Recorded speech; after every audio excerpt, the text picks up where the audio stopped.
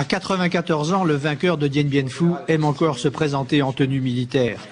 Il aura combattu pendant 30 ans contre les Français, les Américains puis les Chinois. Mais cet ancien compagnon de route du président Ho Chi Minh estime que grâce à cela, le Vietnam a pu renaître de ses cendres. Ce n'est plus la guerre, c'est la paix. Ce n'est plus la domination étrangère, c'est la souveraineté nationale.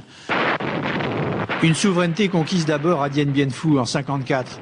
Une défaite majeure pour la France qui perdit là 3200 soldats. Une victoire pour le Viet Minh, les communistes nord-vietnamiens, soutenus par les conseillers chinois et qui montraient leur faculté à faire plier le colonialisme français. Le général Giap réussit à faire monter les canons sur les montagnes qui dominaient la cuvette de Dien Bien Phu et ce fut un élément décisif dans la bataille.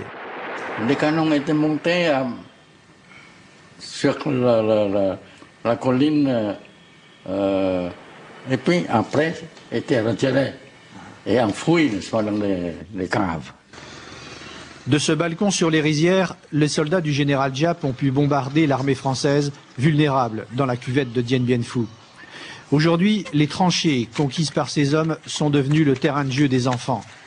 Le général Giap ne garde pour la France aucun sentiment d'hostilité. Le français le plus célèbre que j'ai rencontré, c'est le président Mitterrand. Il voulait voir Dien Bien Phu. Alors il me demandait, est-ce que c'est souhaitable? Je demande, allez-y, j'espère. Alors il m'a dit, c'est un geste de réconciliation. Je dis, d'accord, n'est-ce pas? Et on m'a rapporté que là, n'est-ce pas, il a dit que c'était une erreur de faire la guerre contre le Vietnam. Une erreur dont sut profiter le général Giap.